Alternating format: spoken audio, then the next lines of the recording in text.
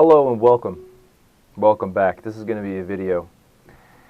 This video is going to kind of go into the realm of expectations a little bit, but really what it's going to be about instead of expectations is going to be about names. Naming. And that, I guess, well, more spelling.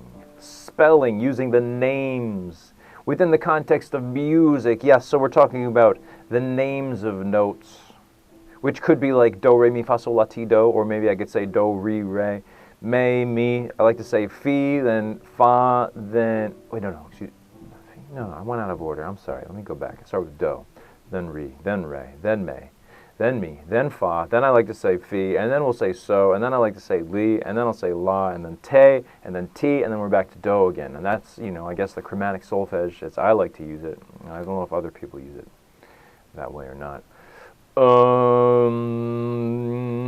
Yeah, okay, but then, wait a minute. I can also use another relative system where I just use numbers. Like I can go to 1, I can go to flat 2, I can go to 2, I can go to flat 3, which I can also go sharp 2 on some occasions.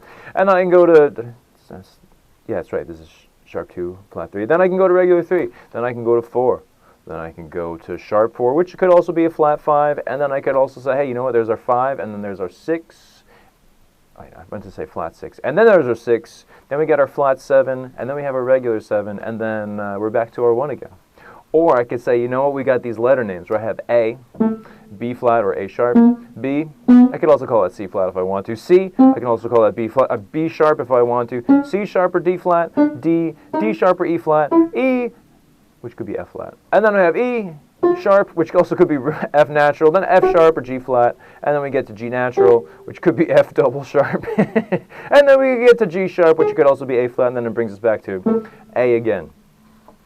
Those are all great naming systems, but there's 3 of them. And in fact, you know what? I'm going to put a link in the comment section as well as the description to another video about a download for a cool cutout spinner wheel that has all 3 of those naming systems on them, so you can rotate them and line them up and be like, oh, so if this is this, that's that.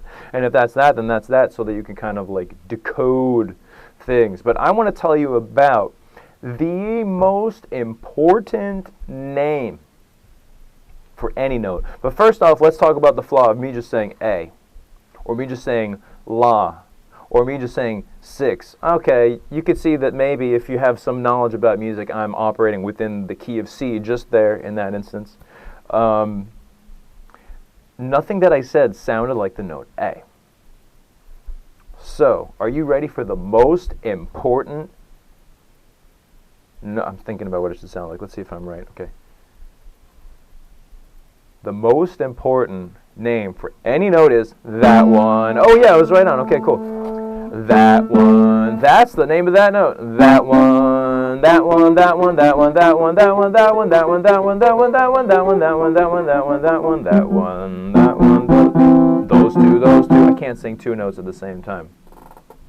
So anyway, I hope you're enjoying this improvisatory ramble. We're on another improvisatory ramble, and I'm just, you know, kind of improvising a little bit.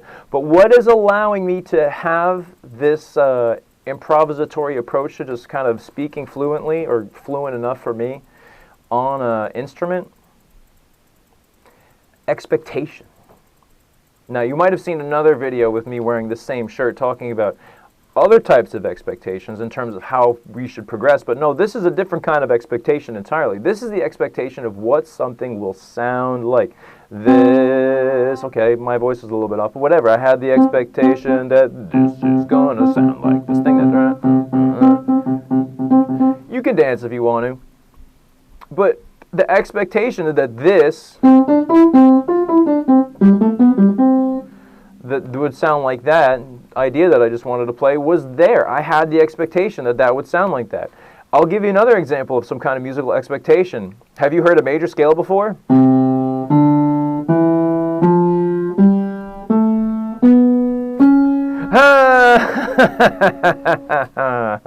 I bet you didn't expect that last note like that unless you were watching and you had some kind of experience and knew that that was going to, because I'm wearing the buddy cam right now.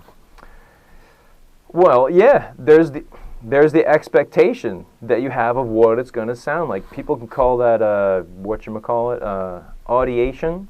And maybe some people have kind of like auditory aphantasia, where you can't imagine what sounds like. Well, what sounds sound like. Well, I think that you can if you consciously expose yourself to it more and more, especially if you treat yourself like a little baby. But that goes back to that other video about expectations. Oh yeah, that's right, getting back on track. So, with expectations, the true name of any note is that one, that one, or that one, or that one, or that one, or that one, or that one, or that one, or that one, that one, that one. Because what you're trying to do is you're bringing your attention to something. Okay, let me use a little analogy here. Oh, how appropriate. I have the deck of cards that I made to help people learn music, so that you can get a little bit more comfortable with playing music and understanding music. Well, first off, let's talk about standard notation, just as a little bit of a tangent. Standard notation, I think, is fantastic. It is, but it's a pain in the butt to learn for beginners, because there's like so many layers of what's going on. You got to learn between different line notes and space notes, and it says like, oh, this is an E, and this is an F, and this is a G, and every goose buys duck feathers. That's what I like to use for the treble clef lines. Let me check the time. Oh yeah, I'm good. Or like face. That's also what I like to use for the space notes on the treble clef, because, you know, why change something that works so well? Well, that's great, but you have to remember like a lot of things that are kind of far removed from the simplicity of how we experience music when we experience music. Because if I were to play this thing and go back to that expectation, that sounds like you expected that to be the next note if you assume that I'm going to be doing this. Ah, that feels really complete when I do that, right? You have the expectations deep within you, all right, that this is what this thing should sound like. This thing sounds like music lessons. I am in a music lesson. I must now be learning music. You must be, right? Okay, well, if you're learning, well, knowledge is measured out by the quality of your attention, so giving yourself more things to pay attention to might help. Well, anyway, I made a deck of cards, and I want to tell you about them because they kind of talk about it. So, this is a visual representation of, a choice of 4 notes coming from a scale. Because, believe it or not, we're hearing notes from a scale all the time, like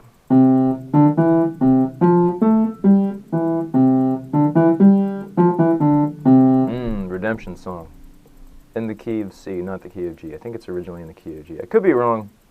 Maybe it's down tuned is in the key of F. Oh, I don't know, I have to listen to it. But this over here, if I take a look at these, I see a first note, second note, and a third note. And then I see empty spots for other scale notes to exist potentially, but we're not going to use them. And then I see, there's a 7th note. I'm going to go 1, 2, 3, 7, like this. That sounds lovely, even on this interestingly tuned piano. Oh, yeah. Oh, quite lovely. Oh, I see. So there's something that you can hear is similar between all of those groups of 4 notes, I would hope. It sounds like they're all related. These things are all related to each other group. Oh, yeah, yeah, yeah. Sorry, my thumb was like, I should be behind a guitar neck right now, mister. And I'm like, okay, yeah, you're right. So then I'll be like, here's this might be a little bit different. 1, 4, 5, and 7. I can see that because it's like 1, 4, 5, and 7. And then, what happens if I go between those 2 groups and I go to the yellow group that I played prior, and then the blue?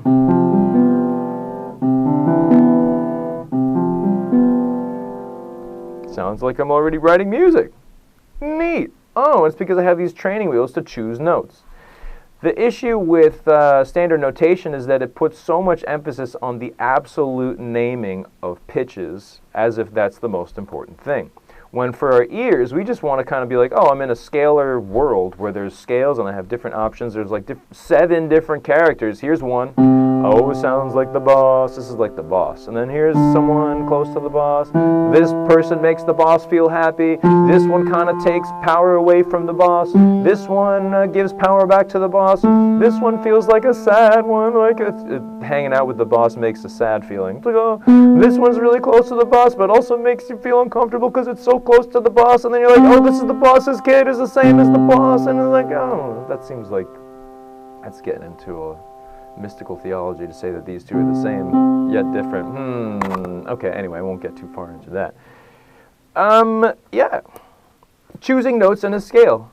Essentially, that's what you're doing, and standard notation is there to show you, like, oh, this is a set of notes from a scale.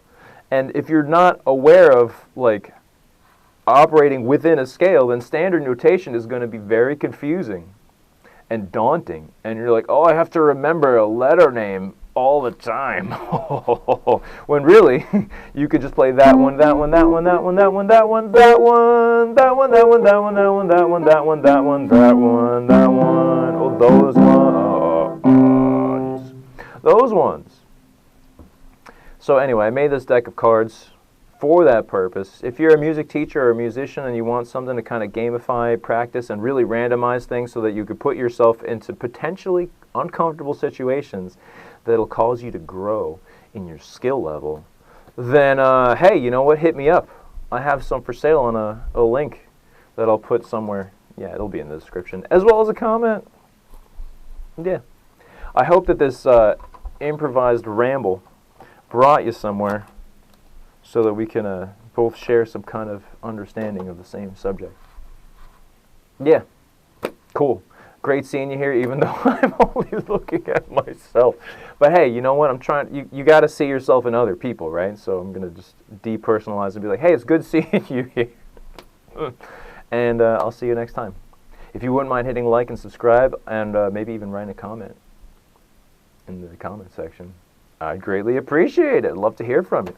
All right, take care, be well, peace.